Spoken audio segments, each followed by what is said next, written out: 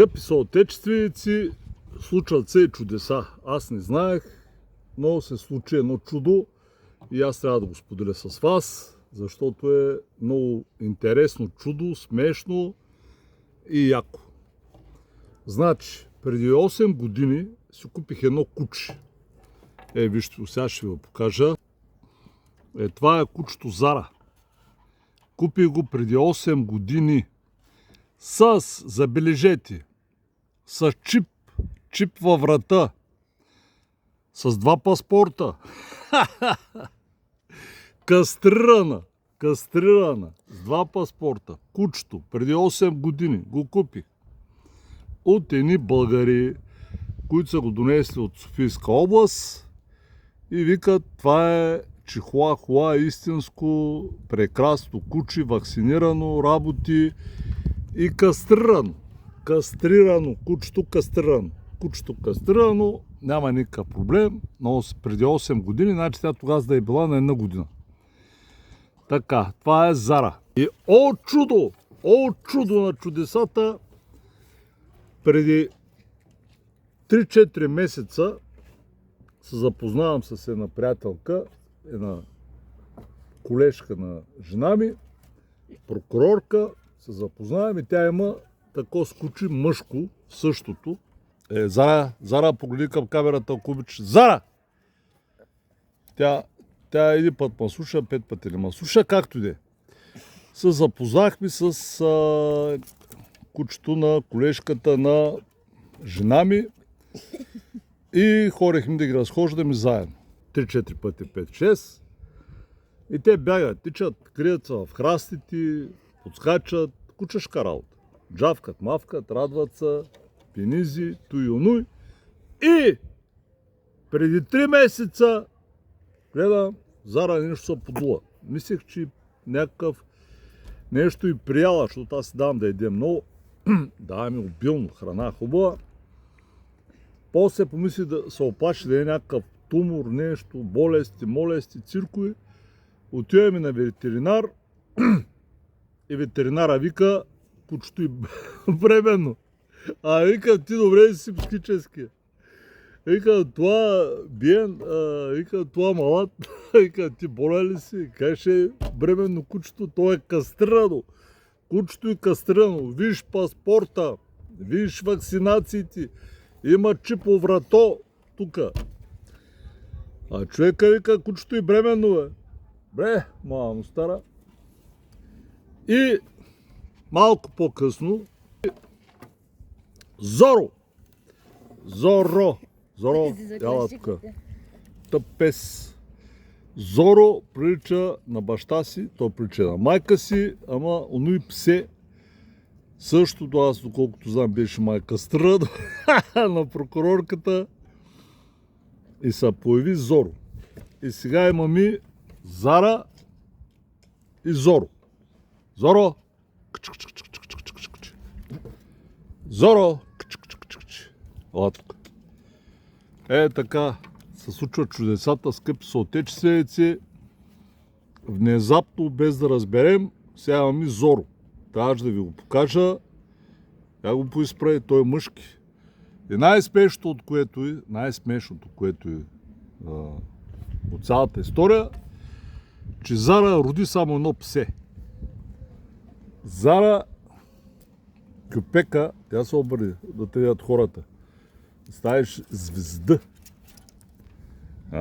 Звезда. Зара звездата роди едно псе Зоро. Едно единствено кученце. Едно единствено. Поне да бяха 2, 3, 5, 10, нали, кучета раждат повече. Такива кученца. А тя вижте, къде Зоро сучи мляко, помислите, че лъжа. Къде е Зара, къде е Зоро, роден от непорочно зачатие. Аз си мисля, скъпи съотечественици, че това е кучешкия Исус Христос.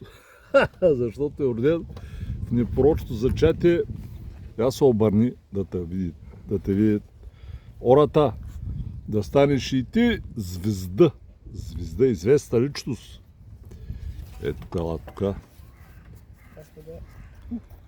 Известен кестен. Зоро. Зоро! Виж какъв е Мурджо. Между другото в нас, като ходи напред-назад, из къщата зъби са, джавка, Зоро, въобще има характер. Зара, не, Зара къде жива? И се роди с късо опашле. Баща му имаше така къса опашка. Къде? Тъпата Зара, кюпек, прос. Къде е Зоро? От непорочното зачатие се появи Зоро.